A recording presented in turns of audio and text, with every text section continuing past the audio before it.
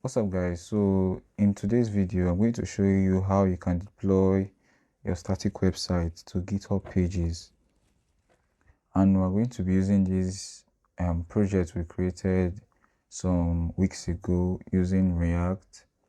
The link to the video will be in the description, and you might as well be seeing it somewhere up in the card. So let's quickly do a demo of the video. So if I select a rating, I click submit, and I will see the rating I selected. So that's just basically it. So let's deploy this application. So if you don't know what GitHub Pages is essentially a free hosting service such as Netlify and Vercel and the likes, but for static websites. So it's just for static websites, not for server-side kind of stuff. And you might be asking why I decided to use GitHub Pages and not to use Netlify. There's not really direct answer to that, but I would say if you have a little project you want to show to someone, or you have a portfolio and you want to just quickly deploy it with no cost and no fees. When I mean no fees, there's no fees attached. It's completely free. And if you want to even host your business website that's in static page, GitHub Pages is actually a great option for that. So let's quickly deploy this website. So if we go back here, you can see that we already have a GitHub repo for it. So if you have your own repo, you can as well follow along, or you can just create a repo, initialize it, and you will see something similar depending on what you're using. And before we start, I'm using Vite, which is a build tool for building React application. So we'll head over to the Vite guide and we'll go to GitHub Pages. So this is what we need. So the first thing we'll do is to set the base path where we want to read it from. So I think they gave two options right here. So you can just put in the name or just put in the slash. It's going to automatically read your entire repo, or you can just specify what you want. So in our case, we will be using this second one right here. So if we go to our code, we'll click on Vite, then under this we just add a base right here and set it to the name of our GitHub repo.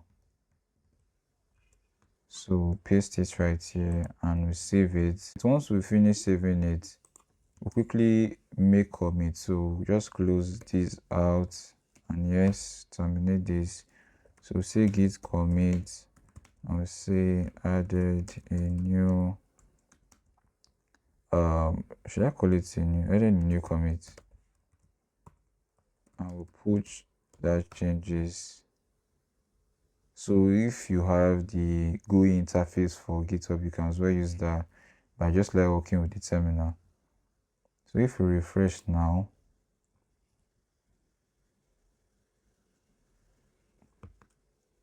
see that we added a new commit to this vite.config.js file. So the next thing to do is that we'll actually create our own workflow.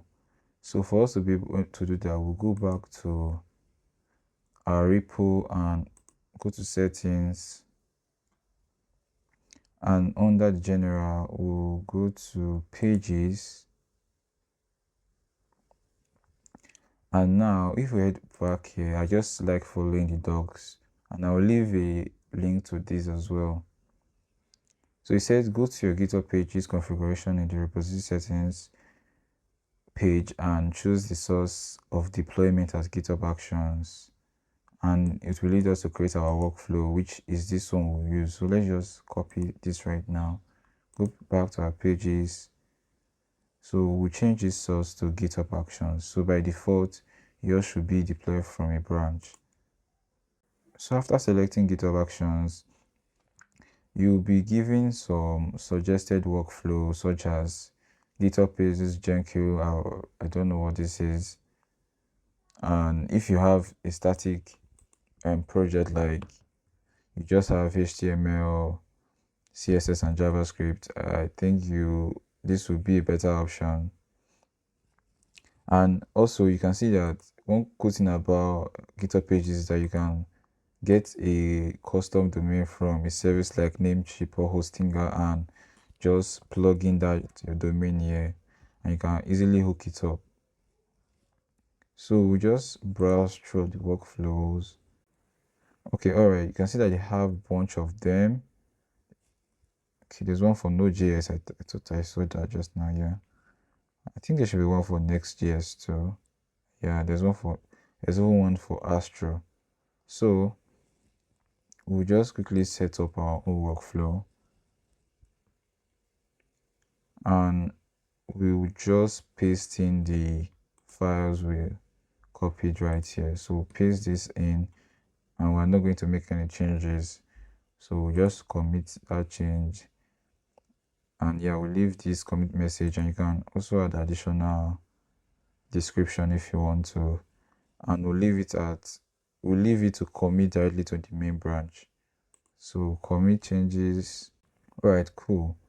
So if we head back to our code, see that our deployment is being, our project rather, is deploying to GitHub Pages right now. So give this a minute to deploy. All right, so our project is being deployed. So let's quickly view it in a new tab. All right, cool. So you can see that it's been deployed with our project name right here, and it's already secured. So you can see that this is HTTPS by default. So this is what they give to you for free as well. So you can share this link with your friends or anybody you want to share it, and the functionality still works the same way. And one cool thing about it is that when I make changes to my code and push that changes, it's automatically going to run a build and apply that changes to my website. So let's quickly do that. So close this one, leave this one open, go back to our code, clear this, and before making the changes, we'll just change something right here. But we'll first of all do a git pull to pull in the GitHub folder we created with the workflow, just basically our own workflow. So after doing that, we'll just make changes to how did we do today and save. So when we do a git commit, say changed, if I can spell well, change the title. Let's do it again. I don't know what happened. So we say changed the title and do a git push.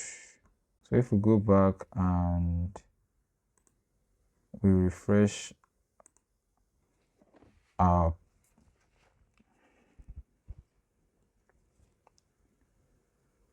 so you can see that this commit we made is coming in, and you can see that it's pending. So if we go back, or if let's just close this and we click on GitHub Pages again,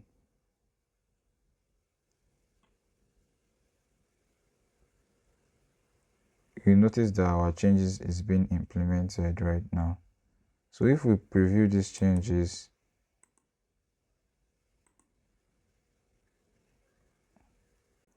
So we're supposed to see the how did we do today, but you just have to give it a minute for it to actually sync up with the changes we make, which might take a little while, but I think it shouldn't take more than a minute.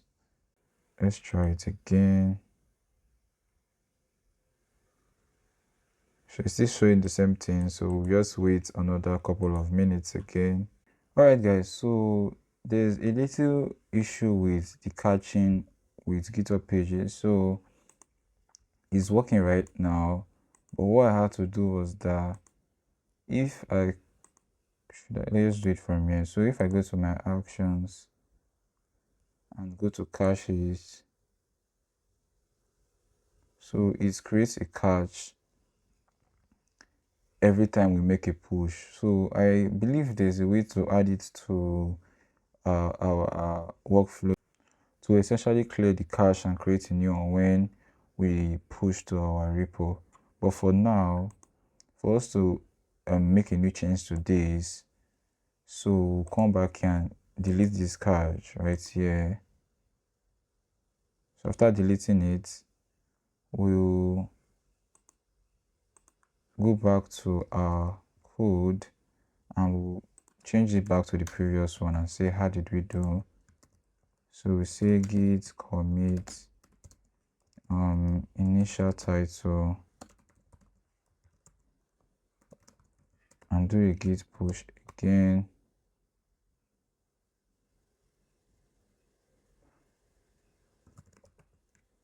So let's head back to, I think we'll close this for now, close this. So we'll refresh this and it should be pending. So when we click on this now,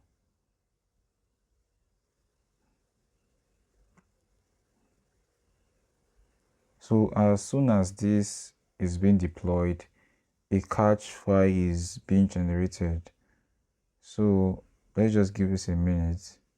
Alright guys, so it's finished building. So if we click on this to view it live, or this rather, so if we click on this and give it a minute, you can see that it's back to what we set it earlier. So that's just something to keep in mind, that whenever you make changes and you don't see it immediately as you push to GitHub, just go to your actions, go to cache and immediately just delete it. I believe that should work fine. Alright, cool. So that is about it. Do leave a like and subscribe if you found the video helpful. See you next time.